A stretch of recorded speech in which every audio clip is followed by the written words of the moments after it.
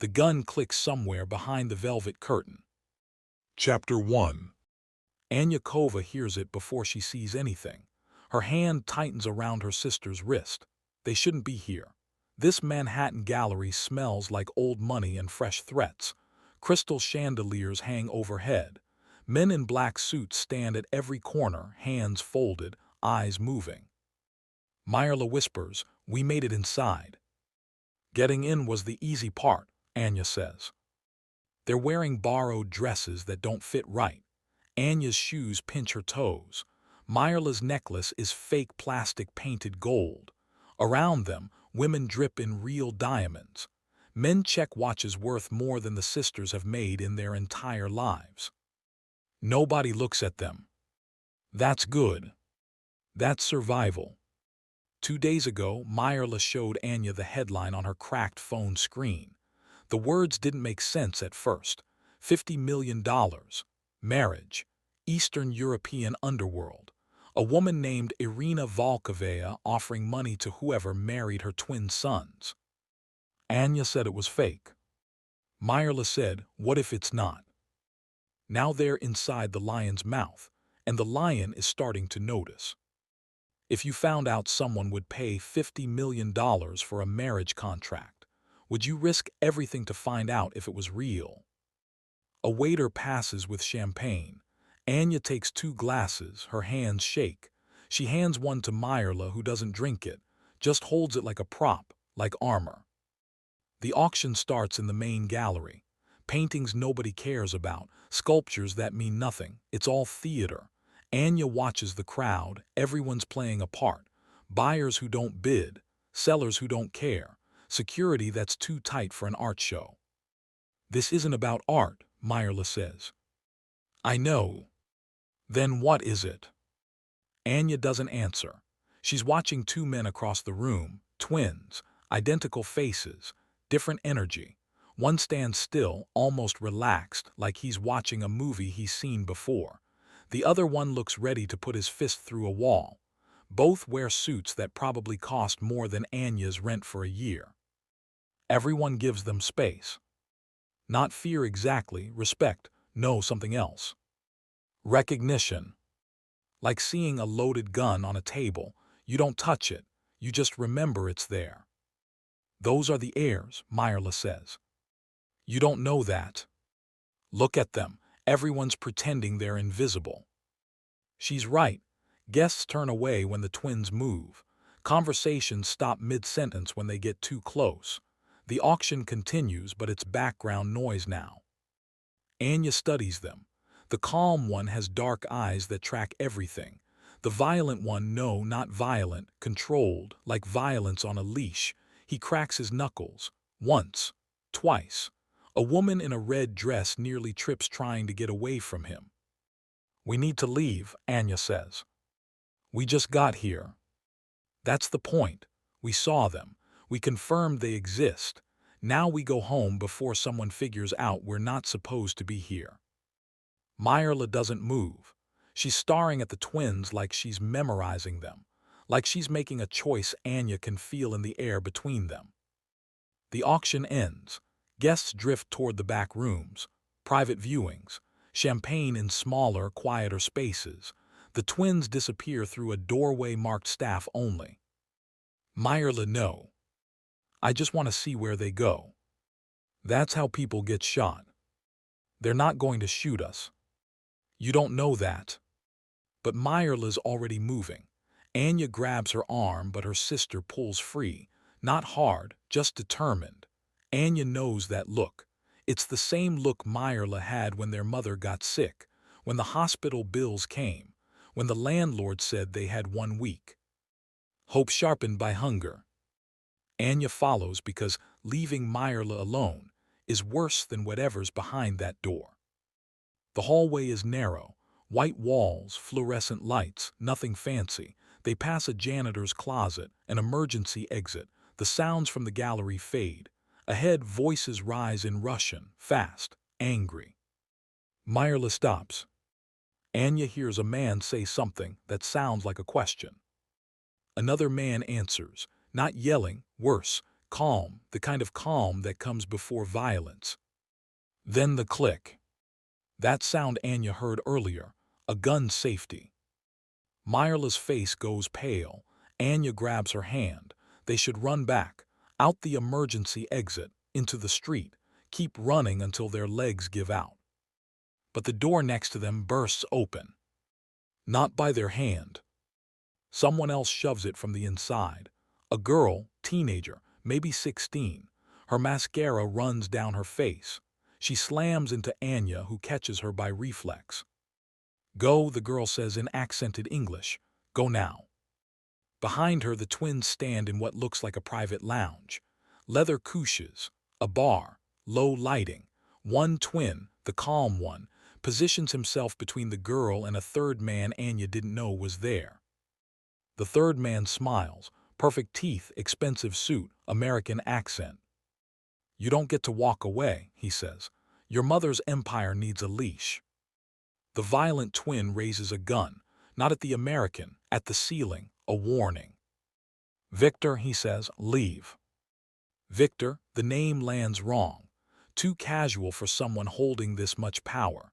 He looks at the twins like they're dogs who forgot their training. "Irina made the offer because she's desperate," Victor says. 50 million for a marriage. You think that's generosity? That's fear. She knows I'm coming. She knows she can't stop me."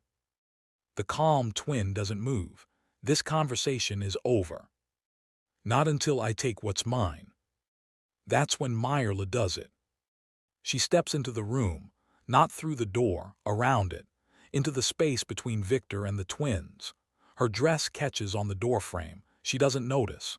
She walks straight to the calm twin. Dmitri, Anya will learn his name later, and she kisses him. Hard. No hesitation. The room stops. Not breathing, not moving, just stopped. Anya's brain screams at her to run, to grab Mirela and drag her out. But her body doesn't obey, because Victor's smile is gone, because the violent twin, Razin, she'll learn, has lowered his gun, staring at Mirela like she just stepped out of a dream he didn't know he was having. Because Dmitri isn't pushing Mirela away. He's kissing her back. And Anya knows, bone-deep, blood-certain, that this moment just changed everything. She doesn't think, she moves straight to Razin. She grabs his collar. His jacket is soft, expensive. It smells like smoke and something sharp. Cologne, gun oil, she doesn't know. She pulls him down and kisses him before her brain can catch up to her hands. His gun clatters to the floor. The room fills with men, security, black suits, weapons drawn, orders shouted in Russian. Someone yells for the twins to step back. Someone else demands to know who the sisters are. But nobody shoots. Nobody moves. Because a woman appears in the doorway. Older, maybe 50, maybe ageless. She wears a black dress with no jewelry. Her hair is pulled back so tight it looks painful. Her eyes are the same dark shade as the twins. Irina Volkovaya. The Bratva queen. She looks at Anya.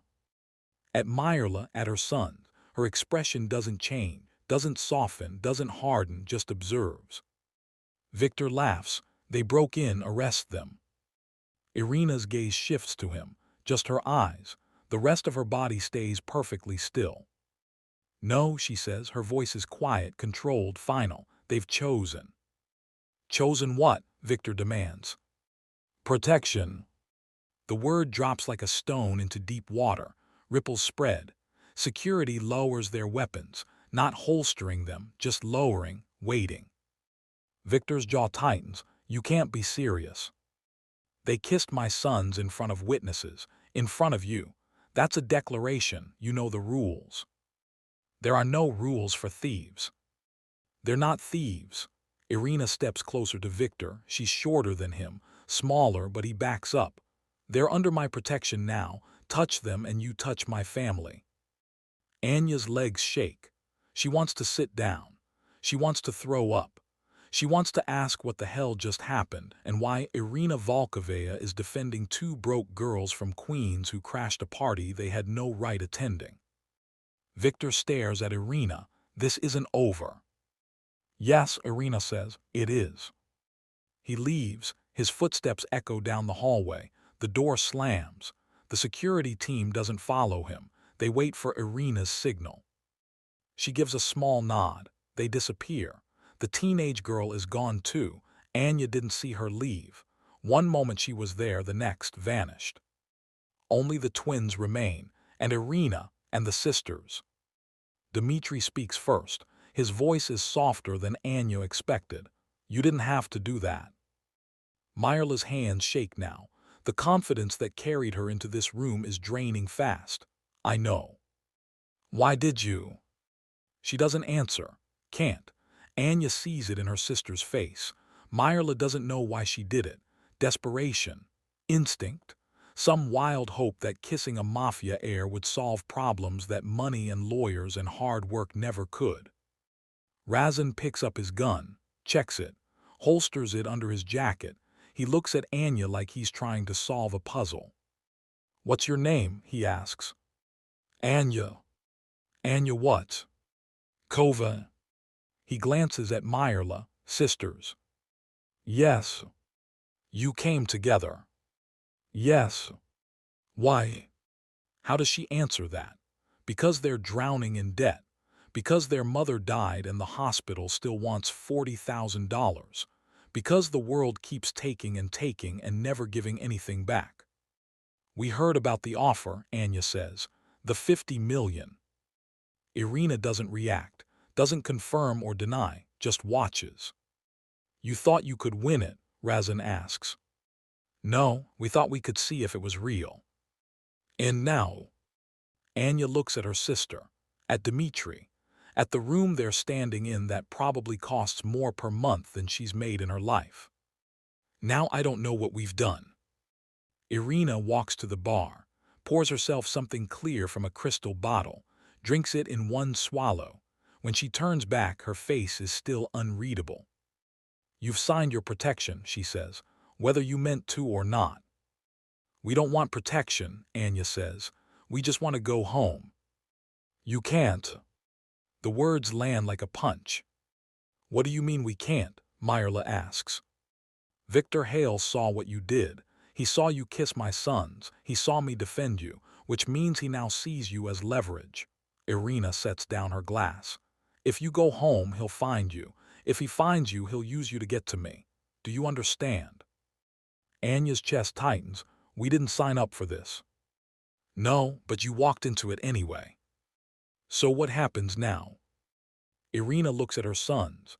Some silent conversation passes between them. Dmitri nods. Razin shrugs. Now, Irina says, you marry them. Chapter 2. The car smells like leather and gun oil. Anya sits pressed against the door. Mirela's next to her, staring at her hands. Across from them, Razin scrolls through his phone. Dmitri watches the city pass through tinted windows. Nobody speaks. The driver navigates Manhattan traffic like he's done this 1,000 times. Probably has. Black SUV, bulletproof glass. Anya noticed the reinforced panels when she climbed in. She noticed the way Irina's security checked under the vehicle before anyone got close. She noticed everything because noticing keeps you alive. Her phone buzzes. A text from the landlord, final notice, 3 days to pay or get out. She deletes it. Mirela whispers, where are they taking us? I don't know. Should we jump out at a red light? And then what? Victor Hale knows our faces. Irina said he'd come after us. Maybe she's lying. Anya looks at Razin. He stops scrolling, he's listening. His jaw is tight, not angry, thinking. She's not lying, he says. Mirela jumps. She didn't realize he could hear. How do you know? Anya asks. Because Victor doesn't lose, ever, and tonight he lost, which means he'll spend every resource he has making sure it doesn't happen again. Razin leans forward. You kissed us in front of him. You humiliated him. You think he's just going to forget that. We didn't mean to humiliate anyone.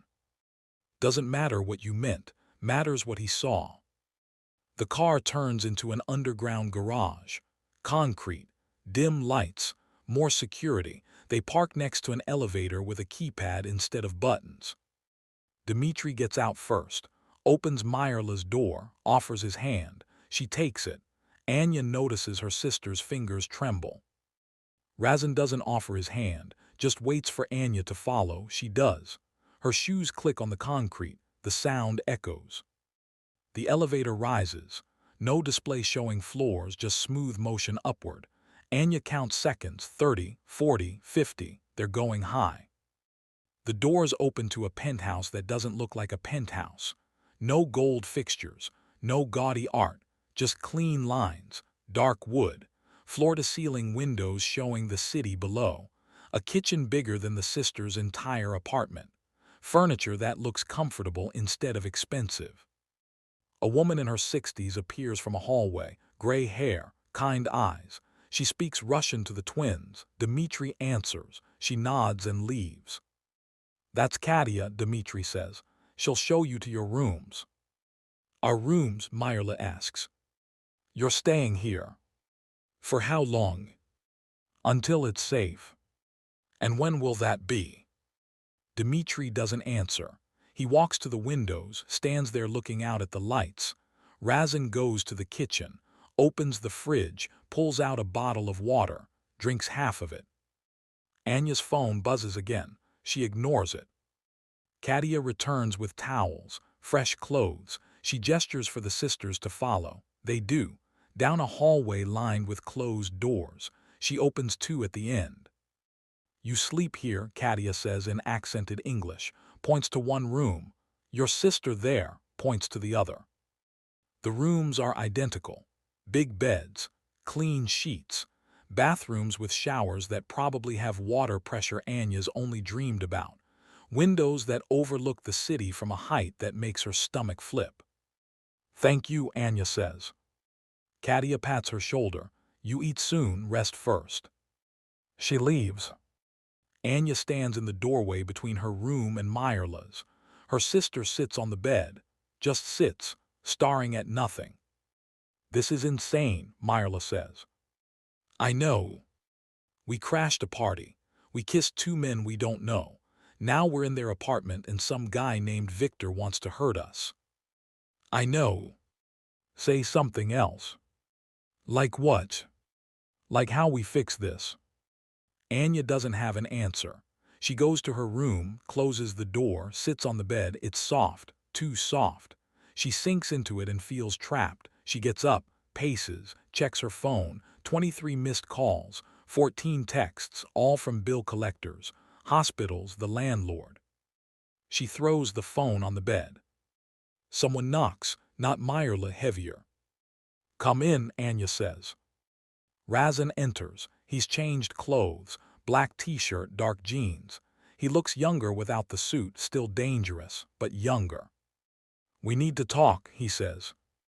"About what?" "The marriage." Anya's stomach drops. That wasn't serious. "Irina doesn't joke." "I'm not marrying you." "Then Victor kills you." He says it like he's commenting on the weather. Flat, factual. Anya wants to hit him, wants to scream, wants to run, but her legs won't move. "Why does he want to kill us?" she asks. "He doesn't want to kill you. He wants to control you. Killing comes later if you don't cooperate." "Control us how?" Razin sits in the chair by the window, crosses his arms. Victor's been buying his way into the Bratva for 2 years. Judges, politicians, shell companies. He's patient, methodical. But he can't buy Irina, can't threaten her. She's too smart, too protected, so he needs another way in. "What does that have to do with us?" The marriage offer wasn't about love. It was about protection. Irina needs daughters-in-law who can't be bought, can't be threatened. Women with clean records, no criminal ties, no leverage. Anya laughs. It comes out harsh. "We have plenty of leverage, hospital debt, eviction notices, student loans will never pay off." Financial pressure isn't leverage. Not to Victor. He needs ideological control, family secrets, criminal history. You don't have that. "So we're useful because we're nobody." You're useful because you're untouchable. The word sits wrong. Anya's never been untouchable in her life. She's been evicted, fired, denied, rejected. Every door that mattered stayed closed. And if we say no, she asks, Victor finds you, uses you to get to Irina, probably kills you when he's done. And if we say yes, you marry us, get protection, live. That's it, just live. Razin stands, walks to the door, stops. My mother didn't build her empire on mercy. She built it on strategy. You're a strategy now, whether you like it or not. He leaves. Anya sits on the bed. Her phone buzzes again. She picks it up, opens her banking app. $12, that's all that's left. $12 between her and homelessness. She thinks about the marriage offer, $50 million. It seemed fake when she first heard it. Seems terrifying now that it's real. But what's more terrifying? Marrying a stranger to survive. Or going home and waiting for Victor to find them. Someone screams. Anya runs into the hallway. Mirela's door is open. Her sister's not there. The scream came from the living room. Anya sprints, round the corner, stops. Mirela stands at the window, not screaming anymore, crying. Dimitri's next to her, hands up like he's trying not to scare a wild animal. What happened? Anya demands. Mirela points outside, down, at the street 40 floors below. Someone's watching us, she says. Anya looks, sees nothing at first, then movement, a man in a dark coat standing under a streetlight. Looking up. He waves. Razin appears with binoculars, looks down, swears in Russian. Who is it? Anya asks. Victor's security. He knows where we are. He always knew, that's not the point. Then what is? Razin lowers the binoculars. The point is he wants us to know he's watching. Dimitri pulls Mirela away from the window, guides her to the couch. She sits but doesn't stop crying. He disappears, returns with water. She doesn't drink it. Anya's phone rings. Unknown number. She almost doesn't answer, then does. Hello. A man's voice, smooth, American. Miss Kova, we haven't been properly introduced. I'm Victor Hale. Her blood goes cold. How did you get this number? I get every number I need. That's not important. What's important is that you understand your situation. I don't want to talk to you. Then listen. You kissed the Volkov heirs tonight. Congratulations. You've now painted a target on yourself that won't disappear. Irina thinks she can protect you. She can't. Not forever, not from me. What do you want? I want you to leave. Tonight, walk out, go home, forget this happened. And then what? You leave us alone. Victor laughs. No, but I'll kill you quickly. That's more mercy than you'll get if you stay. The line goes dead. Anya drops the phone, her hands shake. Razin picks it up, checks the number, swears again. He called you. Yes. What did he say? She tells him every word. Razin's jaw tightens. He walks to the window, looks down at the man still standing there, still watching. He's trying to scare you, Razin says. It's working. Good, fear keeps you smart. Anya wants to argue, wants to tell him that fear doesn't make you smart, it makes you frozen. But before she can speak, every light in the penthouse goes out. Not a blackout, too precise. Someone cut the power. Razin moves fast, gun in his hand. He grabs Anya's arm. Stay close. Where's Mirela? Dimitri's got her. Emergency lights flicker on. Red, dim, Anya sees shapes. Razin pulling her toward a door she didn't notice before. Dimitri doing the same with Mirela. Katia appears with a flashlight. She speaks Russian. Fast, urgent. The elevator dings. Everyone stops.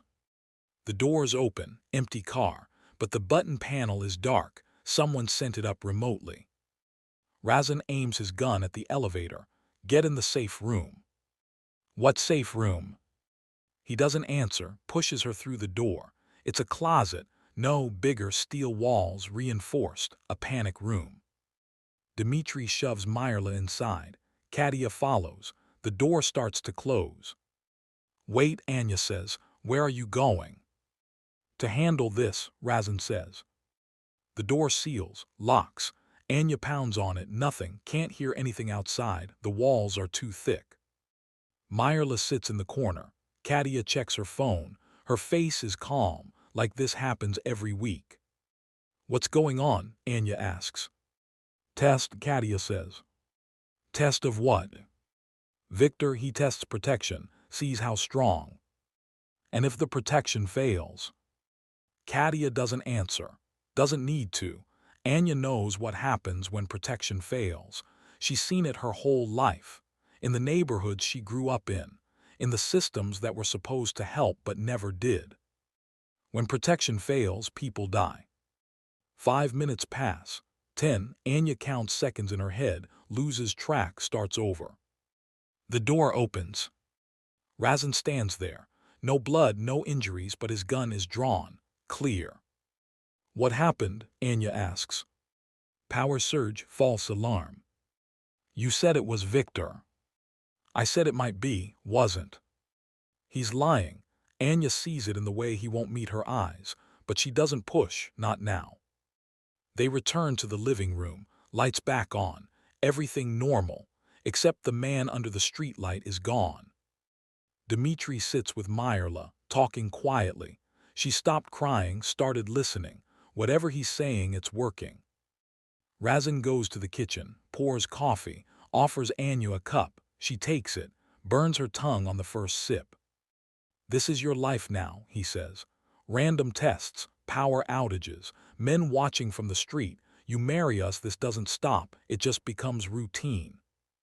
That's supposed to convince me.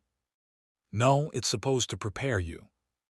Anya drinks more coffee, thinks about her apartment in Queens, the broken heater, the neighbors who scream at 2 a.m., the cockroaches that won't die no matter how much spray she uses.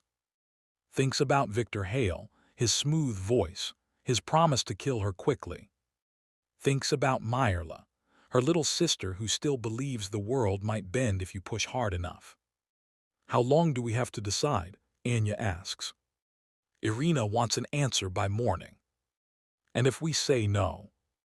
We put you in a safe house, give you new identities, move you somewhere Victor can't reach. For how long? Forever. The word crushes her. New identities, new city, new life, running forever from a man she met 2 hours ago. What's the alternative? She asks. Razin sets down his cup. Marry us, take the 50 million, use the protection. And then what? Then you live. That's it. Isn't that enough? Anya doesn't know how to answer. Living has never been enough. Living has always been the bare minimum. Work, pay bills, survive, repeat. But maybe that's the point. Maybe survival is the only victory that matters. Her phone buzzes one more time. She looks at the screen. Eviction notice final, 72 hours. She thinks about Mirela, about the hospital debt, about every door that stayed closed, about the man under the streetlight who promised to kill her quickly, about the twins who are offering protection in exchange for a signature. She looks at Razin. If we do this, I want something in writing. What kind of something? A contract, clear terms, what we're agreeing to, what we get, what happens if we want out. You can't get out. Then put that in writing too. Razin almost smiles, almost. You're smarter than you look. I've had to be. He pulls out his phone, texts someone. Irina's lawyer will have papers ready by morning. Good. You're really doing this. Anya looks at Mirela. Her sister is watching her, waiting, trusting Anya to make the right choice. Except there is no right choice. Only survival. Yeah, Anya says, we're really doing this. Chapter 3. The papers arrive at dawn. Anya doesn't sleep, just sits in her room watching the city wake up, cars filling streets, lights turning on in windows, people starting their days like the world isn't ending.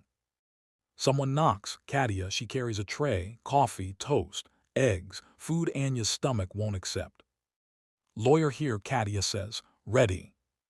No. Good answer. Anya follows her to a dining room she didn't know existed. Big table, more chairs than necessary. Mirela's already there, looking at papers spread in front of her. A man in a gray suit sits across from her. He looks like every lawyer Anya's ever seen. Expensive haircut, tired eyes, pen that probably costs more than her phone. Miss Kova, he says, I'm Robert Chen.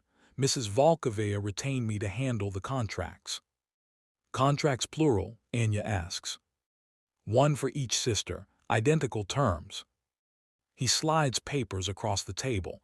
Anya picks them up. 30 pages, maybe more, legal language that makes her head hurt. Summarize it, she says. Robert blinks. Excuse me. I'm not reading 30 pages of lawyer speak at 6 in the morning. Give me the short version. He adjusts his glasses.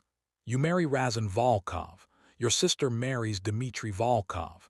In exchange, you receive $50 million split between you, $25 million each. The marriages are legally binding. No divorce, no annulment, no separation. What if one of us dies? The surviving spouse inherits everything. What if we both die? The money returns to the Volkov estate. Mirela speaks up. What are we required to do? Legally, nothing beyond staying married. Socially, maintain the appearance of a committed relationship. No public scandals. No behavior that brings negative attention to the Volkov family. What about kids? Anya asks. Not required. If children result from the marriage, they're entitled to full inheritance rights. If no children result, the terms remain unchanged. Anya scans the papers, finds the clauses about property, assets, rights. It's all there, clear, binding. Where's the protection clause? She asks. Section 12, page 17. She flips, reads. The language is dense, but the meaning is clear. The Volkov family provides full security for both sisters, 24-hour protection, safe housing, legal defense, medical care, everything. For how long? Anya asks. Life. The word sits heavy. Mirela asks, what if we want to work? Permitted, subject to security clearance.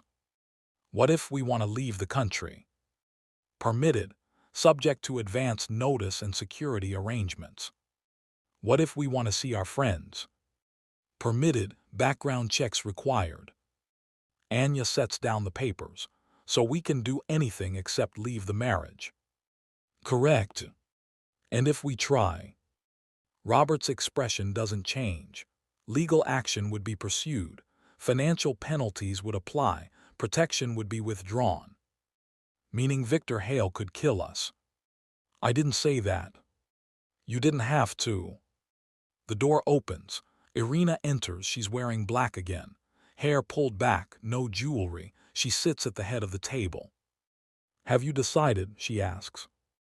I have questions, Anya says. Ask. Why us? You could have found anyone. Women with better backgrounds, better education. Women who actually understand this world. Irina pours herself coffee, drinks, sets down the cup. Victor Hale controls people through leverage, family, reputation, secrets. You have none of that, no family beyond each other, no reputation to protect, no secrets worth exploiting. You're invisible to his world. So we're useful because we're nobody.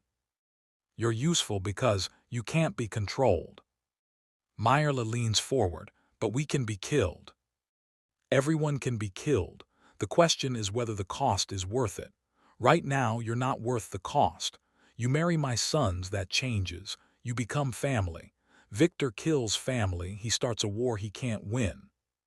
You're that confident? Anya asks. I'm that prepared. The twins enter, both dressed, both armed. Anya sees the guns under their jackets now, knows what to look for. Dmitri sits next to Mirela, doesn't touch her, just sits, close enough to protect, far enough to give space. Razin remains standing. He looks at Anya. You read the contract. Yes. And it's a trap, a gilded cage. We sign this, we're yours forever.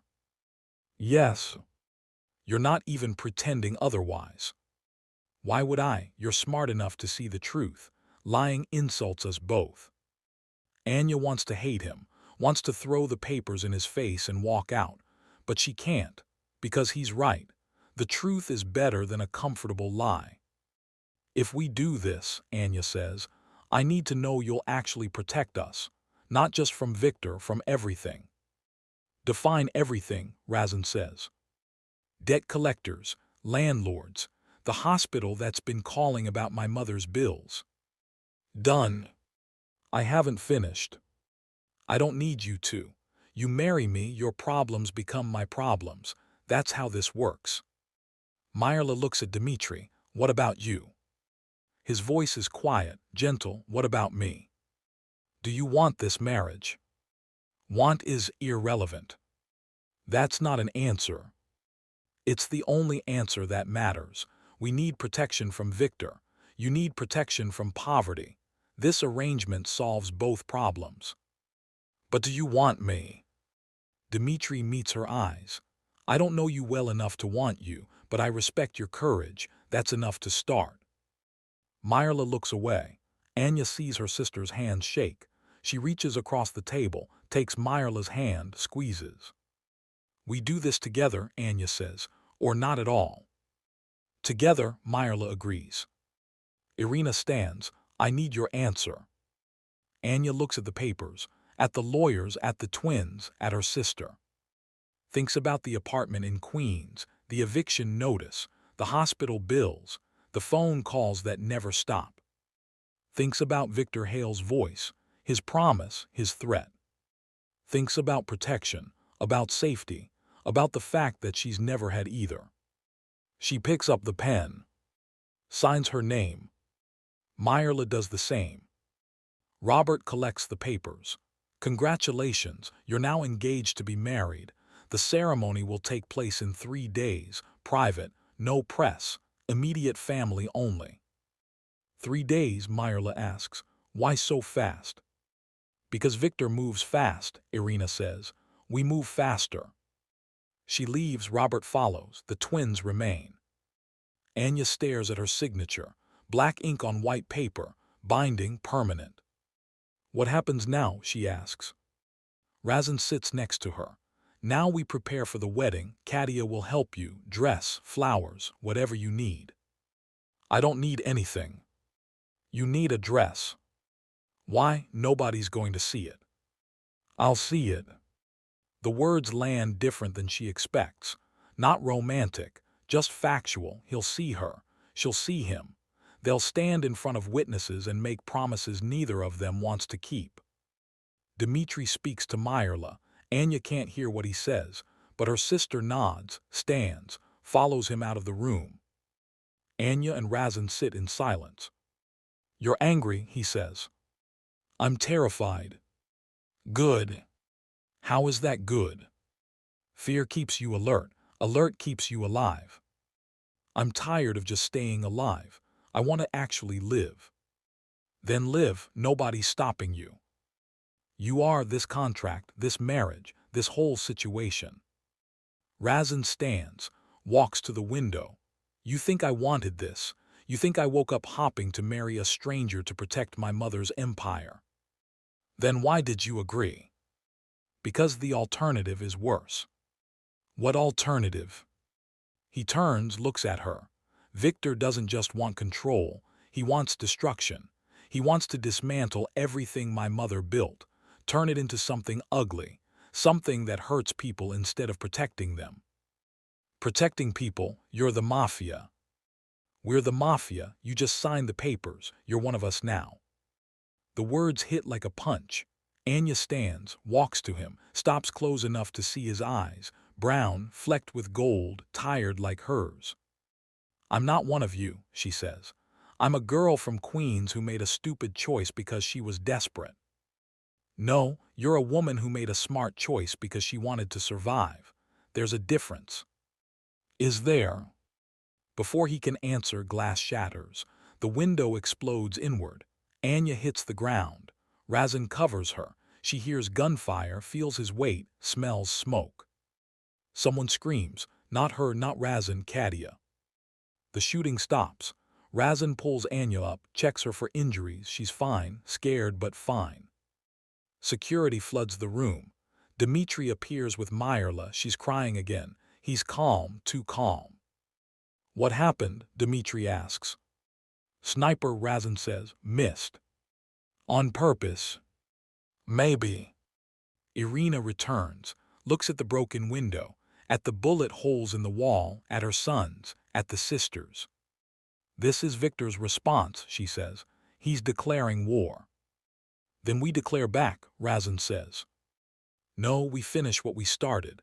The wedding happens tomorrow, not 3 days tomorrow. That's too fast, Anya says. It's not fast enough. Victor just proved he'll kill you to stop this marriage. We don't give him another chance. Mirela wipes her eyes. What if he tries again? He will, that's why we move the ceremony. Different location, different time, only people we trust. Anya's legs shake. She sits. Her ears ring from the gunfire. Her hands won't stop trembling. Razin kneels in front of her. You're okay. Someone just shot at us. And missed. Next time they might not. There won't be a next time. Not if we're married. Not if you're officially family. You don't know that. I know Victor. I know how he thinks. This was a warning. The wedding is our answer. Anya looks at Mirela. Her sister nods. Some silent agreement passes between them. Tomorrow, Anya says. We'll do it tomorrow. Irina nods. Good, get some rest, you'll need it. She leaves with her security. The twins stay. Dmitri speaks quietly to Mirela. She listens, nods, follows Katia out. Razin helps Anya stand. You should sleep. I can't. Try anyway. What if Victor sends someone tonight? Then we handle it. That's not reassuring. It's realistic. Anya walks to her room. Razin follows, stands in her doorway. I'll be next door, he says, if you need anything. I need this to not be happening. Too late for that. He closes the door. Anya sits on her bed, looks at her phone, 47 missed calls. She turns it off. Tomorrow she marries a man. She doesn't love to escape a man who wants her dead. Tomorrow she becomes untouchable. Tomorrow her life ends and something else begins. She doesn't sleep, just waits for dawn, waits for the moment when everything changes and nothing can ever go back. Chapter 4. The judge signs the marriage certificate at 7 a.m. No music, no flowers, no guests, just a courthouse office that smells like coffee and old paper. Anya wears a white dress Katia bought yesterday. Simple, clean, nothing fancy. Mirela stands next to her in blue. Both sisters hold bouquets of roses someone picked up at a bodega.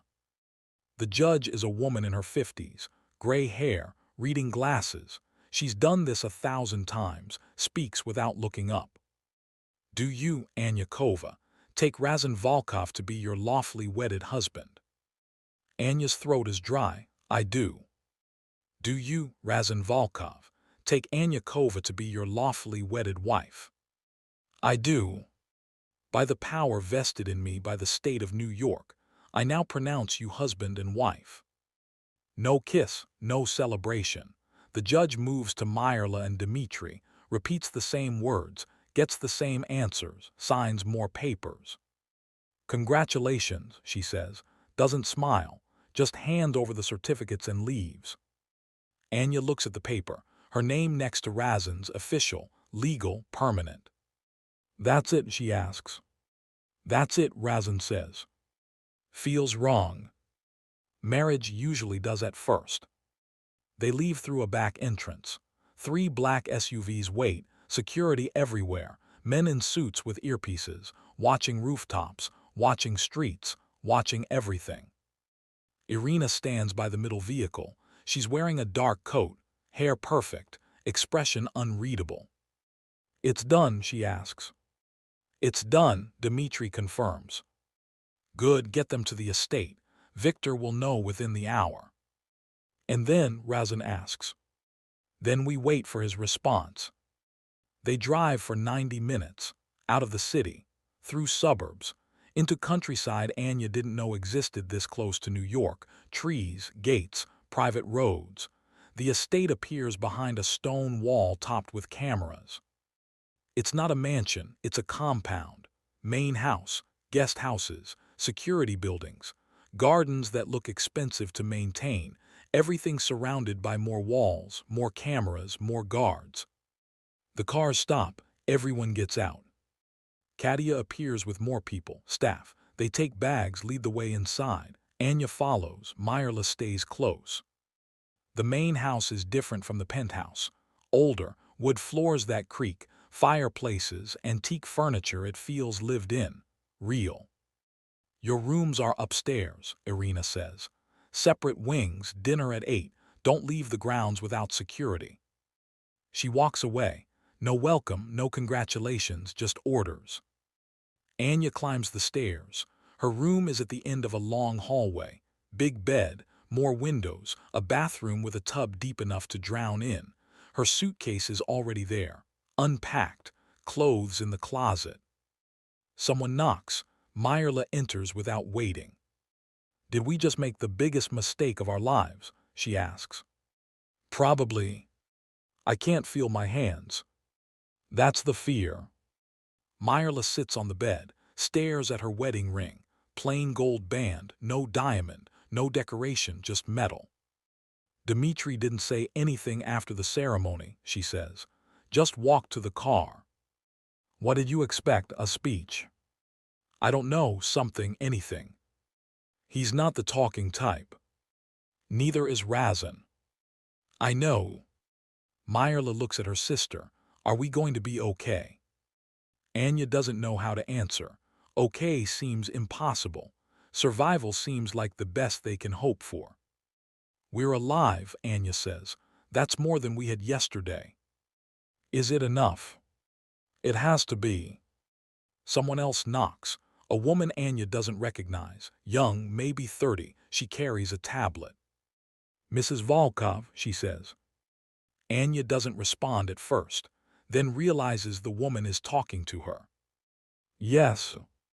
I'm Sarah. I handle household accounts. Mrs. Volkovaya asked me to go over your finances." "What finances?"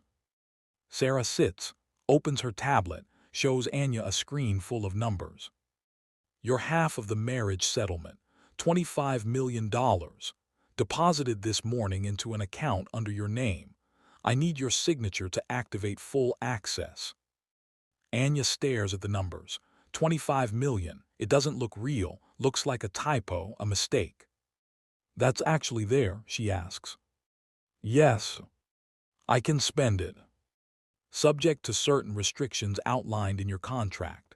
Large purchases require advance notice. International transfers need approval, but for normal expenses, yes, you have full access." Anya signs. Sarah shows her how to check the account on her phone, downloads an app, sets up security, leaves instructions. "If you need anything, call me," Sarah says, hands over a business card, leaves.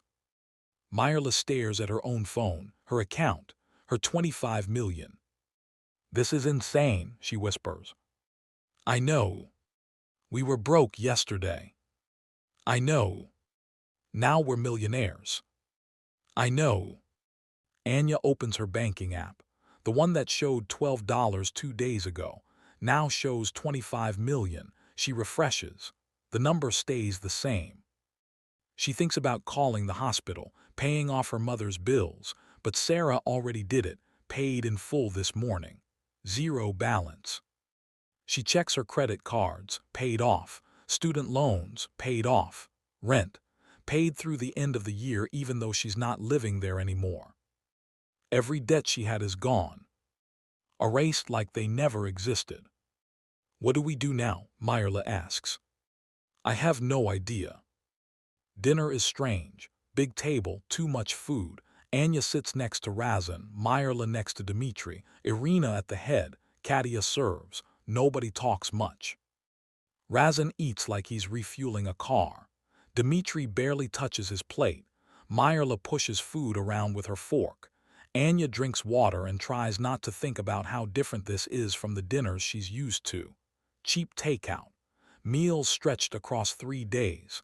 Going to bed hungry because rent was due. Irina sets down her wine glass. The media will know about the marriages by tomorrow. I've prepared a statement. No interviews, no photos, no exceptions. What does the statement say? Anya asks. That my son's married for personal reasons. That the family requests privacy. Standard language. Will Victor believe it? No, but belief isn't the point. Legal standing is. You're married, documented, protected. That's what matters. And if he challenges it? He can't. The marriages are legitimate, no fraud, no coercion. You signed willingly. Mirela speaks up. But we were coerced. He threatened to kill us. Did you tell the judge that? No. Then legally you weren't coerced. That's how this works. The doorbell rings. Everyone stops eating. Security doesn't use the doorbell. Guests don't arrive at night. Razin stands, gun in his hand. Dmitri does the same. Irina doesn't move, just watches. A security guard enters, speaks in Russian. Razin answers, the guard leaves. What is it? Anya asks. Delivery, Razin says. What kind of delivery? The kind we need to check. He leaves, Dmitri follows. Irina stays seated, keeps eating like nothing happened. Anya can't eat, just waits, listen. Hears voices outside, men talking, a car door closing, footsteps returning. Razin comes back alone, carries a small box. White, unmarked. He sets it on the table in front of Irina. She opens it, looks inside. Her expression doesn't change, never does, but her hands pause just for a second. What is it? Anya asks. Irina pulls out a piece of paper, reads it, folds it, puts it back. A message from Victor, she says. What does it say? That he's withdrawing his legal challenges, that he accepts the marriages, that he wishes us well. That's good, right? Mirela asks. No, that's a lie. Victor doesn't withdraw, he pivots. To what? Irina closes the box, slides it away. That's what we need to find out. The rest of dinner passes in silence. Anya excuses herself early, goes to her room, lies on the bed, stares at the ceiling. Her phone rings. Unknown number. She almost doesn't answer, then does. Hello? A woman's voice, older, scared. Is this Anya Volkov? Volkov, not Kova, her married name. Yes, who is this? My name is Margaret Chen. I'm a friend of your mother's, was a friend before she passed. Anya sits up. How did you get this number? A man gave it to me. Said you'd want to know something about your mother's death. Cold runs through Anya's body. What about it? The cancer. The hospital said it was cancer, but I worked in that hospital. I saw her charts. She didn't have cancer when she came in. She got sick after they started treatment. What are you saying? I'm saying someone paid to make sure she died. I don't know who, I don't know why. But the doctors I worked with, they wouldn't look me in the eye after she passed. They knew something was wrong. Anya's hands shake. Why are you telling me this now? Because the man who gave me your number said you might be able to do something about it. Said you married into a family that could help. What man? Who was he? He didn't give his name, just said to call you, said to tell you the truth. The line goes dead. Anya drops the phone, runs to Razin's room, pounds on the door. He opens it, shirtless, gun in hand. Someone killed my mother, she says. He pulls her inside, closes the door. Explain. She tells him everything. The phone call, Margaret Chen, the hospital, the treatment that didn't make sense. Razin listens, doesn't interrupt. When she finishes, he makes a call, speaks Russian, hangs up. Dmitri's checking it out, he says. Just like that. Your family now. Someone hurt your family, we respond. But what if it's not true? What if it's a trap? Then we spring the trap and deal with whoever said it. Anya sits on his bed. Her legs won't hold her anymore. Why would anyone kill my mother? She was nobody, just a sick woman with no money and no connections. That's what we're going to find out. And if it was Victor? Razin's jaw tightens. Then Victor made his last mistake. 3 hours later, Dmitri knocks on the door, enters with a folder, hands it to Razin. They speak in Russian, fast, angry. Dmitri switches to English, looks at Anya. Your mother's medical records were altered multiple times, different doctors, different signatures, someone paid to keep her sick. Who? We're still tracing the payments, but they went through shell companies, same ones Victor uses. The room tilts. Anya grabs the bed to steady herself. He killed my mother to control me. Not just you, both of you. He researched you for months, found your weak points. Your mother was sick, you were desperate. He made sure she stayed sick, made sure you stayed desperate. That way when the marriage offer came, you'd be ready to do anything. Mirela appears in the doorway. She heard everything. Her face is white. He's been planning this for months, she asks. Years, Dmitri says. This wasn't random. You weren't random. He chose you specifically. Why? Because you were perfect. No criminal history, no political ties, no way for Irina to refuse. If Victor couldn't buy her son's wives, he'd create them. Anya stands, walks to the window, looks out at the dark grounds, the walls, the guards. So what happens now, she asks. Razin comes up behind her. Now we prove it, document everything, build a case, then we bury him. He's too powerful. So are we. He has judges, politicians, money. We have something better. What? We have you, and you're untouchable now. Anya turns, looks at him, at Dmitri, at Mirela. I want him to pay, she says, for my mother, for everything. He will, Razin promises. How? By making him watch everything he built collapse, by taking away every advantage he has, by showing him what happens when you hurt our family. Irina appears. Anya didn't hear her approach. She's still wearing her dinner clothes, hair still perfect. I know what Victor did, she says. Dmitri briefed me. This changes things. How? Anya asks. Before this was business, territory, control. Now it's personal, and personal wars are won differently. I don't want a war, I want justice. You'll get both. Irina walks to a desk, opens a drawer, pulls out files, spreads them across the surface. Victor Hale's entire operation, every shell company, every bribed official, every blackmail file.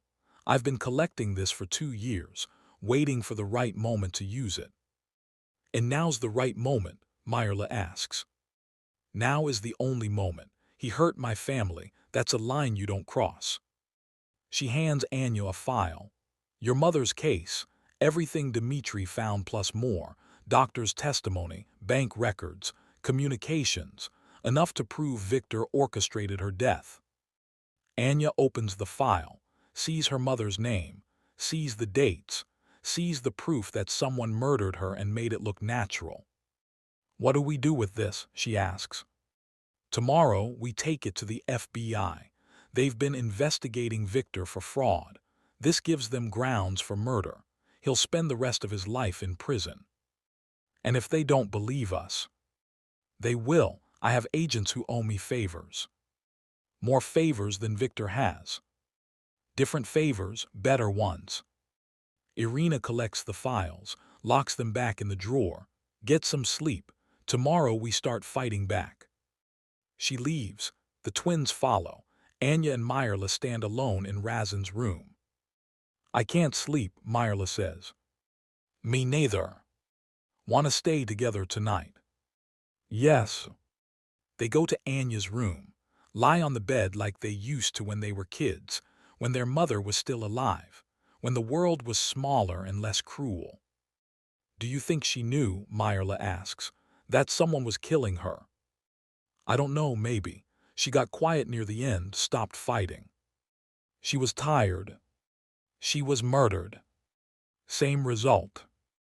Anya closes her eyes, sees her mother's face, the hospital room, the machines that beeped and hummed and couldn't save her. I'm going to make him pay, Anya says. We both are. No, you're going to live. You're going to be happy. You're going to take your 25 million and build something beautiful. What about you? I'm going to make sure nobody else's mother dies like ours did. That morning comes too fast. Anya doesn't remember falling asleep, just wakes up to sunlight and Katia knocking on the door. FBI here, Katia says, ready now. Anya gets up, showers, dresses. Mirela does the same. They go downstairs together, find 3 agents in suits waiting in Irina's study. The lead agent is a black woman in her 40s, hard eyes, no smile. Mrs. Volkov, she says to Anya, I'm Agent Lisa Monroe. I understand you have information about Victor Hale. I do. We've been investigating him for 3 years. Haven't been able to make anything stick. What makes you think you have something we don't? Anya hands over the file. Agent Monroe reads. Her expression changes, not much, just enough. This is solid, she says. Where did you get it? Does it matter? It might. If we can't verify the source, it won't hold up in court. Irina speaks from the doorway. I can provide verification, financial records, testimony from doctors who were bribed, recorded conversations, everything you need. Agent Monroe looks at Irina. Some recognition passes between them. You're offering cooperation. I'm offering Victor Hale on a platter. What you do with him after that is your business. And what do you want in return? Nothing, he crossed a line. I'm drawing a new one. The agents confer, whisper, nod. Agent Monroe turns back. We'll need official statements from both of you, she says to the sisters. Detailed accounts of everything you know. This could take days. We have days, Anya says. And you're willing to testify? Yes. Even knowing Victor will retaliate. He already killed my mother. What else can he take? Agent Monroe almost smiles. Almost. All right, let's get started. They work for 6 hours. Questions, answers, more questions. Anya tells them everything. The marriage offer, the party, the phone call, the hospital, the evidence. Mirela does the same. Different perspective, same story. By afternoon, the agents have enough. They pack up, prepare to leave. What happens now? Anya asks. Now we build the case, Agent Monroe says. Arrests will come fast, within a week, maybe sooner. And Victor? He'll be in custody before he knows we're coming. Promise? I don't make promises, but I make arrests, and Victor Hale just moved to the top of my list. The agents leave. Anya sits in the study, exhausted, drained. Mirela sits next to her. It's really happening, Mirela says. Yeah. We're going to win. Maybe. Definitely. Razin enters. The FBI is moving faster than expected. They just raided Victor's office, seized his computers, froze his accounts. Already, Anya asks. Agent Monroe doesn't waste time. Neither does Irina. What about Victor? Where is he? His lawyers say he's unavailable, which means he's running. Can he get away? Not far. Irina has people everywhere. He'll surface, and when he does, we'll be waiting. Anya stands, walks to the window, watches the sun set over the estate, over the walls that protect her now, over the life she never expected to have. I used to think rich people had it easy, she says. That money solved everything. It doesn't, Razin says. It just changes which problems you have. Is this better? Is what better? This life, this protection, this marriage. He comes to stand next to her, close but not touching. Ask me in a year. What will you say then? I don't know, but we'll both be alive to find out. Anya looks at him, really looks, sees more than the guns and the suits and the danger, sees someone tired, someone carrying weight he didn't choose. Do you ever wish things were different? She asks. Every day. But you don't change them. Can't. This is who I am. This is my family. It's my family now too. Yeah, it is. They stand in silence, watch the night come, watch the guards change shifts, watch the world turn like it always does, uncaring, unstoppable. Anya's phone rings. Unknown number again. She hesitates, then answers. Hello. Victor Hale's voice. Congratulations on your marriage. Her blood goes cold. Where are you? Somewhere safe, for now. I wanted to tell you something before the FBI finds me. I don't want to hear anything you have to say. Your mother died peacefully. I made sure of that. Anya's grip tightens on the phone. Razin tenses beside her, listening. You murdered her, Anya says. I expedited the inevitable. She was dying anyway. I just controlled the timeline. Why? Because I needed you desperate enough to take the marriage offer, and you were. So really, you should thank me. Without your mother's death, you'd still be poor. I'd rather be poor. No, you wouldn't. You just think you would. That's the difference between people like you and people like me. I accept what I am. You pretend to be better. I am better. Victor laughs. You married into the Mafia to save yourself. You took blood money. You're protected by killers. How does that make you better? Anya doesn't answer, can't. Exactly, Victor says. You're just like me now. Welcome to the family. The line goes dead. Anya throws the phone. It hits the wall, shatters. Razin picks up the pieces. He's wrong, Razin says. Is he? Yes, you didn't choose this for power. You chose it for survival. That's different. Is it? It has to be. Anya sits, puts her head in her hands, wants to cry, can't. The tears won't come. Mirela enters, sees her sister, sits next to her, holds her hand. Victor called, Anya says. What did he say? That I'm just like him now. You're not. How do you know? Because you feel bad about it. Victor never feels bad about anything. Irina appears with Dmitri. The FBI located Victor. He's in a safe house in New Jersey. They're moving in now. When will we know? Anya asks. Within the hour. They wait, all of them, in the study, not talking, just waiting. 40 minutes later, Agent Monroe calls. Irina puts her on speaker. We have him, Monroe says. Victor Hale is in custody, charged with murder, fraud, racketeering. He's not getting out. Relief washes through the room. Mirela hugs Dmitri. Razin nods. Irina allows herself a small smile. Thank you, Anya says. Thank yourself, Monroe responds. You gave us what we needed. The rest was just paperwork. The call ends. Anya stands, walks to the window again, looks out at the darkness. It's over. Victor's gone. Her mother's death will be avenged. So why doesn't she feel better? Razin comes up behind her. You okay? I don't know. That's honest. Is this what winning feels like? Sometimes, other times it feels like surviving. Which is this? Both. Anya turns, faces him, her husband, this stranger she's tied to forever. What happens now, she asks. Now we live, figure out what that means together. I don't know how to be married. Neither do I. We'll learn. And if we can't, then we fail, but at least we'll fail as family.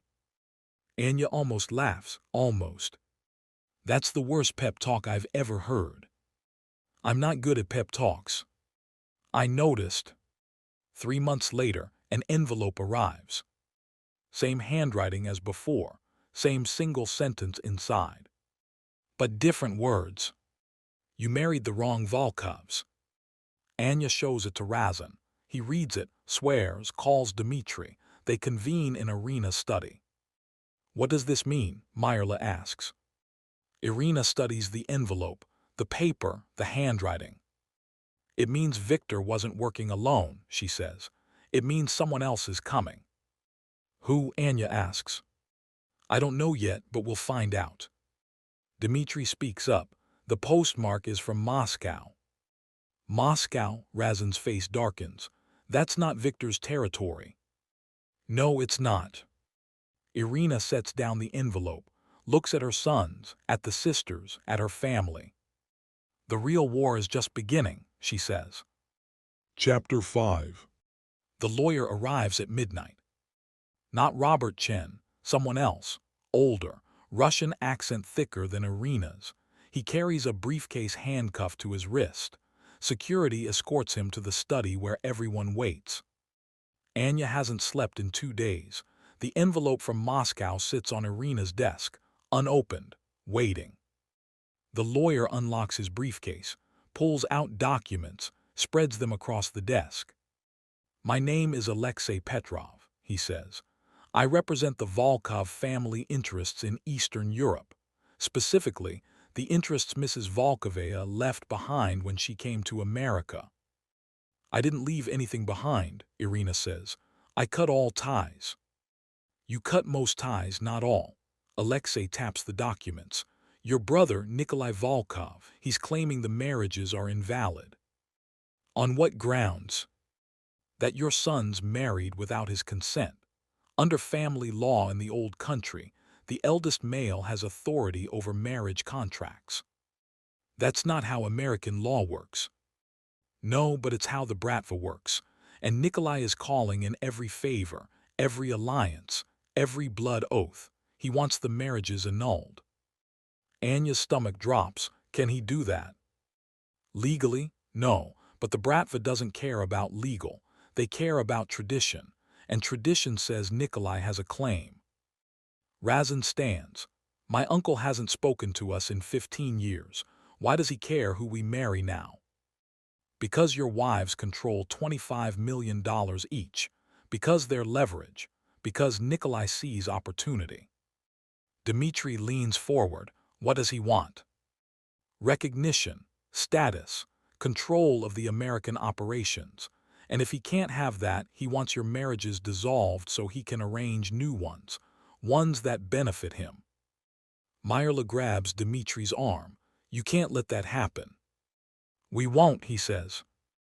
Alexei continues.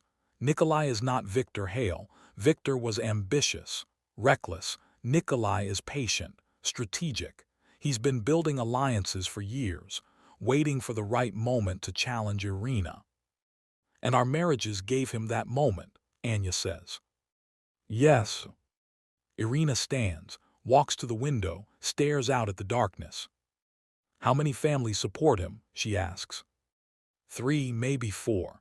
Not enough to move against you directly, but enough to cause problems. What kind of problems?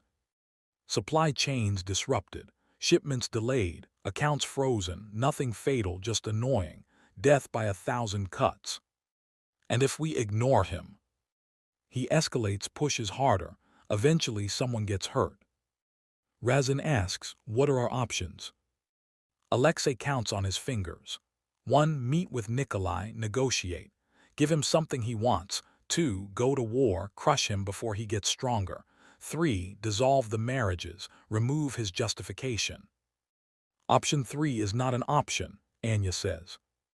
Everyone looks at her. She stands, meets Irina's gaze. I didn't sign up for this to quit the first time someone challenges it. We're married. We're family. That's not changing. Mirela nods. She's right. We're not backing down.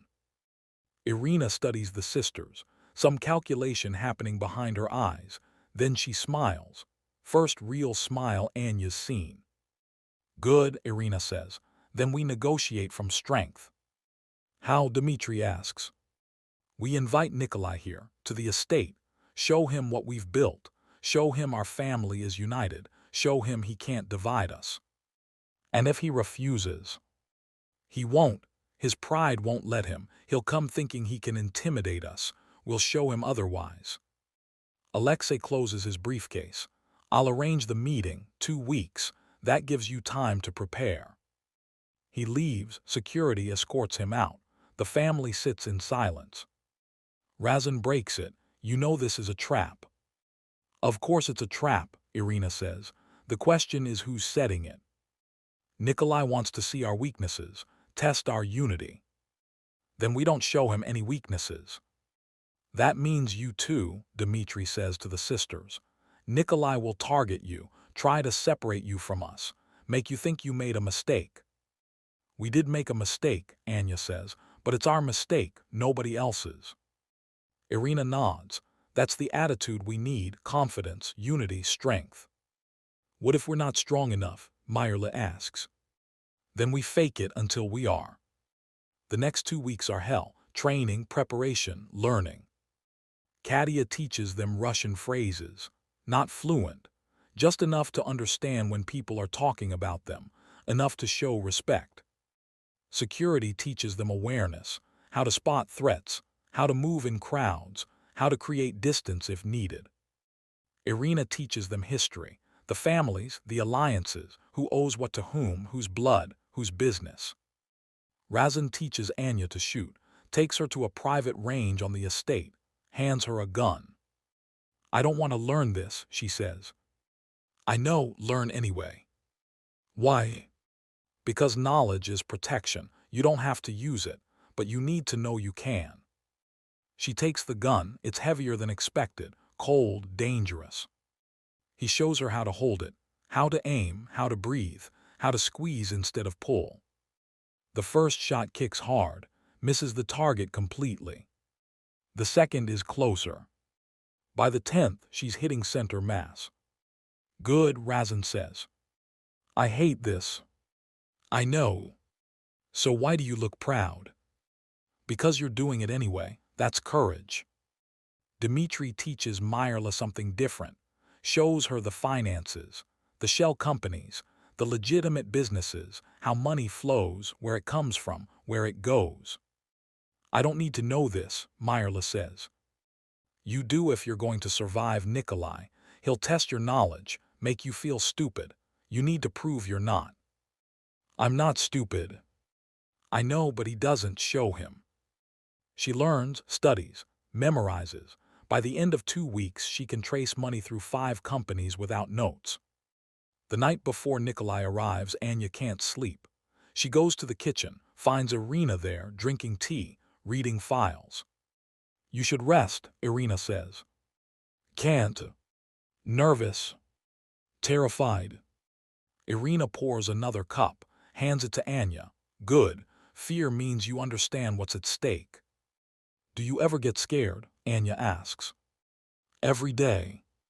You don't show it. Showing it gives people power over you, but feeling it, that's human, that's smart. Anya drinks her tea. It's hot, strong, Russian style. Can I ask you something? Anya says. Ask. Why did you really offer the 50 million? It wasn't just about Victor. Irina sets down her cup. No, it wasn't. I have enemies everywhere. Victor was just the loudest, but there are others, quieter, more dangerous. I needed protection for my sons that couldn't be bought or threatened. I needed family that chose us, not blood, choice. And you think we chose you? Didn't you? You could have walked away, could have taken the money and disappeared, but you stayed, you fought, that's choice. We stayed because we were scared. Fear is a reason, it's still a choice. Anya considers this, drinks more tea. What happens if we lose tomorrow? We don't lose. But what if we do? Irina meets her eyes. Then we rebuild. That's what family does. We fall, we bleed, we rebuild always. Nikolai Volkov arrives at noon. 3 cars, 10 men, all armed, all serious. He's older than Irina, maybe 60, gray hair, sharp suit, eyes that miss nothing. He walks into the main house like he owns it. Security doesn't stop him. Irina instructed them not to. Show strength, not paranoia. The family waits in the formal dining room, Irina at the head, her sons on either side, the sisters next to them, united, together. Nikolai enters, looks at each of them, stops on Anya. "So these are the famous brides," he says in English, American accent underneath the Russian. "The poor girls who caught rich husbands." "These are my daughters-in-law," Irina corrects, "and they're under my protection." "Protection," Nikolai laughs. "From what? Poverty? They already escaped that." Anya stands, extends her hand. "Mr. Volkov, I'm Anya. It's nice to finally meet you." He looks at her hand, doesn't take it. "You don't need to pretend with me. I know why you married my nephew. Money, safety, the American dream bought with Russian blood." "You're wrong," Anya says, drops her hand. "I married him because it was the only way to survive. That's not shame, that's smart." Smart would have been negotiating for more. "I got $25 million and a family that protects me. How much more is there?" Nikolai smiles, cold, calculating. "You have spirit, I respect that, but spirit doesn't change tradition. These marriages violate family law."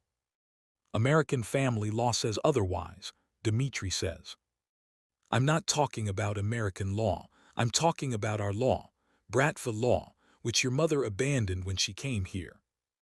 "I didn't abandon anything," Irina says. "I built something new, something better." "Better," Nikolai walks around the table, studies each person. "You call this better, hiding behind walls, marrying strangers for protection. This is weakness. This is evolution. This is the end of our family." Razin stands. "Uncle, with respect, you haven't been part of this family in 15 years. You don't get to define what it is now." "I don't need to define it. Blood defines it, and blood says these marriages are wrong." "Blood says family protects family," Mirela speaks up. "That's what we're doing." Nikolai turns to her. "And what would you know about family, child?" "I know my mother died protecting us. I know my sister raised me when nobody else would. I know family is more than blood, it's choice." Pretty words, but words don't change reality. Irina interrupts. "Enough, Nikolai, you came here to challenge the marriages. You've made your position clear, now hear mine. These marriages stand. My sons chose these women, I approved, that's final. And if I don't accept that, then you declare war, against me, against your nephews, against the alliances I've built. Is that really what you want?" Nikolai sits, leans back, studies Irina. "What I want is recognition, a seat at the table, a voice in decisions." "You left the table. You never invited me back." Silence fills the room. Anya watches Irina process this, sees the calculation, the strategy. "If I give you a seat," Irina says slowly, "you accept the marriages. If you give me a real seat, not a symbolic one, real power, real say." "What kind of power?" "Eastern European operations. You don't care about them. You've been ignoring them for years. Give them to me. Let me run them. I'll leave your American business alone." Irina considers. "And if I refuse?" "Then I rally the families against you. Not all of them, but enough. Enough to make your life difficult." Razin leans close to his mother, whispers in Russian. She nods, responds, some silent conversation. Then Irina speaks. "I'll give you oversight of Eastern operations. Not control, oversight. You report to me. I approve major decisions, but day-to-day operations are yours." "That's not enough." "It's all you're getting. Take it or leave." Nikolai drums his fingers on the table, thinking, calculating, finally nods. "I'll take it, under one condition." "What condition?" "The girls prove they're worthy, that they understand our world, that they're not just opportunists." "How do we prove that?" Anya asks. Nikolai smiles. "Simple test. Each of you tell me one secret about the Volkov family, something real, something that shows you've been trusted with information. If you pass, I accept the marriages. If you fail, they're dissolved. Irina's face hardens. That's not fair. That's the deal. Take it or leave it. Anya looks at Razin. He's tense, angry, but he nods slightly, permission. She turns to Nikolai. The Volkov family runs 3 legitimate businesses as fronts: a construction company, an import-export firm, a consulting group. But the real money comes from a 4th business nobody talks about: medical supplies. Specifically, stolen pharmaceuticals redistributed to countries where medicine is expensive. It's not legal, but it saves lives. That's the secret nobody admits. That sometimes crime does more good than the law. Nikolai's smile fades, looks at Irina. You told her that. I didn't tell her anything. She figured it out. He turns to Mirela. And you? Mirela takes a breath. The Volkov family has a contact in the FBI, someone high up. They feed information both ways, help each other when it benefits both sides. It's not corruption. It's cooperation. That's how Irina knew to trust Agent Monroe, because Monroe's been working with her for years. Nikolai's jaw tightens. You're either very smart or very lucky. We're both, Anya says. He stands, paces, stops at the window, looks out at the estate. Fine, he says. The marriages stand. The girls are smarter than I expected. Then we have a deal, Irina asks. We have a deal. I take Eastern operations, you keep America. The marriages continue. Nobody challenges them again. Put it in writing. I will. Alexei appears with papers, already prepared, already written, like Irina knew Nikolai would agree. Everyone signs. Nikolai, Irina, witnesses. It's done. Nikolai leaves with his security. His cars disappear down the driveway. The gate closes. The family sits in silence. Then Razin laughs. You two just negotiated with one of the most dangerous men in the Bratva and won. We didn't win, Anya says. We survived. Same thing, Dmitri says. Mirela exhales. Is it always going to be like this? Probably, Irina says. But you handled it, both of you. That's what matters. Anya stands, walks to the window, watches the sun set, thinks about her mother, about the hospital, about the apartment in Queens that seems like another life now. Can I ask you something? She says to Irina. Ask. Did you know Nikolai would agree? I suspected. And if he didn't, then we would have gone to war, and we would have won because we're family, and family doesn't lose. Anya turns, looks at the people in this room, her sister, her husband, her mother-in-law, her brother-in-law. Family. Not by blood, by choice. What happens now? Anya asks. Irina smiles. Now you live, build something, be happy. Isn't that why you signed the papers? I signed the papers to survive. Then survive, but also live. There's a difference. That night Anya can't sleep again. She goes to the library, finds Razin there, reading. He looks up when she enters. Can't sleep either, he asks. Too much in my head. He closes his book, pats the couch next to him. She sits. You did good today, he says. I was terrified. Good terror, the kind that keeps you sharp. Is that a compliment? Close as I get. They sit in silence, comfortable silence, the kind that comes from shared survival. Can I ask you something? Anya says. Ask. Do you think we'll ever actually love each other? Or is this always going to be a business arrangement? Razin considers. I don't know, but I respect you, I trust you. That's more than most marriages start with. That's depressing. That's realistic. I'm tired of realistic. I want something more. Then take it, nobody's stopping you. Anya looks at him, really looks, sees past the danger, past the guns, past the family name. Sees a man trying to protect people the only way he knows how. Sees someone lonely. Like her. She reaches out, takes his hand. He doesn't pull away. What are we doing? He asks. I don't know, but let's figure it out together. He squeezes her hand. Together. 6 months pass. Life settles into routine, not normal, but routine.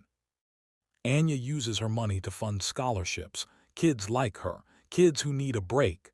Mirela starts a foundation for medical research, better treatments, better access. The sisters work, build, create. Razin and Dmitry handle the family business. Anya doesn't ask for details, doesn't need to know, but she sees the results, communities protected, problems solved, order maintained. It's not perfect, but it's theirs. Then the second envelope arrives. Same handwriting, same single sentence. You married the wrong Volkovs. But this time there's more. A photo, 2 young boys, identical twins. Not Razin and Dmitry. Different twins. Anya shows Irina. Her face goes white. Who are they? Anya asks. Irina sets down the photo, hands shaking. First time Anya's seen her scared. My other sons, Irina whispers. The room goes silent. You're what? Razin demands. I had 4 sons, not 2. You have brothers, twins. I sent them away when they were young to protect them from the life, from the danger. I thought they were safe. Where are they? Dmitry asks. I don't know. I haven't seen them in 20 years. And someone just sent us their photo, Anya says. Yes. That's a threat. Yes. Mirela speaks up. Who knows about them? Only Nikolai, and he swore he'd never tell. Then Nikolai broke his word, Razin says. Or someone made him. The photo sits on the desk. 2 boys, maybe 8 years old in the picture, 20 years ago. Which means they're adults now, 28, same age as the twins. What do they want? Anya asks. Irina picks up the envelope, reads the message again. They want what you have, recognition, family, money. And they think we married the wrong brothers. Because from their perspective we did. They're older, they should have been first. But you sent them away. To protect them, they won't see it that way. Dmitry stands. We need to find them before they find us. Too late, Razin says. He's looking at his phone. Security alert. 2 men at the gate requesting entry. They say they're family. Everyone moves to the security monitors. 2 men stand at the gate. Identical, dark hair, tall, same build as Razin and Dmitry. Same eyes as Irina. That's them, Irina says. That's Anton and Alexei. Your sons. My sons. Razin looks at his mother. Do we let them in? We have to, they're family. They're also a threat. Sometimes those are the same thing. The gate opens. The men enter, walk up the long driveway. Security follows, weapons ready. The family waits in the main hall, united, together. The door opens. Anton and Alexei enter. They look at Irina. No emotion, just recognition. Mother, Anton says. Sons, Irina responds. It's been a long time, Alexei says. 20 years. You abandoned us. I protected you. By sending us away, by pretending we didn't exist. By giving you a chance at a normal life. Anton laughs. Normal? We grew up knowing our mother was alive and wanted nothing to do with us. That's not normal. That's abandonment. Razin steps forward. You need to leave. Who are you to tell us what to do? Alexei asks. Your brother. Half-brother, and you stole what was ours. We didn't steal anything. We were here, you weren't. Because she sent us away. The room erupts, shouting, accusations, Irina trying to restore order, security moving closer. Anya watches, sees the pain, the anger, the broken family trying to piece itself back together. She steps between them. Stop. Everyone looks at her. Your brothers, she says, all 4 of you, You share blood. You share history. You share a mother who made impossible choices trying to protect everyone. Stop fighting and start talking. Who are you? Anton asks. I'm Anya, Razan's wife, and I'm telling you that fighting solves nothing. Trust me, I know. You don't know anything about our situation. I know about family. I know about loss. I know about making hard choices. And I know that destroying each other won't fix what's broken. Alexei looks at her. You're the poor girl who married for money. I'm the smart girl who married to survive. There's a difference. Is there? Ask me in a year. Anton smiles, first crack in his armor. You have courage, I'll give you that. Courage and $25 million, Anya says, but mostly courage. The tension breaks slightly, enough. Irina speaks. Anton, Alexei, you're my sons, you always have been. I sent you away because I thought it was the right choice. I was wrong, I'm sorry. Sorry doesn't fix 20 years, Anton says. No, but it's a start. What do you want from us? Alexei asks. I want you to meet your brothers. I want you to know your family. I want a chance to rebuild what I broke. And if we don't want that, then you're free to leave. But you came here. That means some part of you wants this too. The brothers look at each other, some silent conversation. We want what they have, Anton says, points to Razan and Dmitri. Recognition, status, money, everything you gave them and denied us. I didn't deny you anything. I gave you freedom. We don't want freedom, we want justice. What does justice look like to you? Anya asks. Anton turns to her. Equal share, equal say, equal everything. Done, Irina says. Everyone stares at her. What? Razan asks.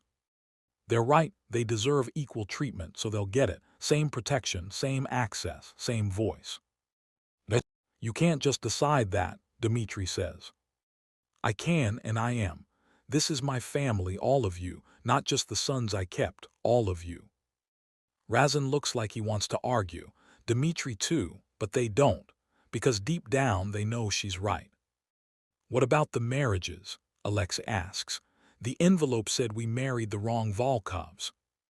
Anya answers. The marriages stand. We chose Razan and Dmitri. That doesn't change because you showed up, but it doesn't exclude you either. Your family now too. Even though we're threats. Especially because you're threats. That's how family works. We threaten each other. We fight. But at the end of the day, we're still family. Mirela steps forward. I'm Mirela, Dmitri's wife, and Anya's right. You're welcome here, but you need to respect what we've built. Anton looks at Alexei. Some decision made. All right, Anton says. We'll stay for now. See if this family thing works.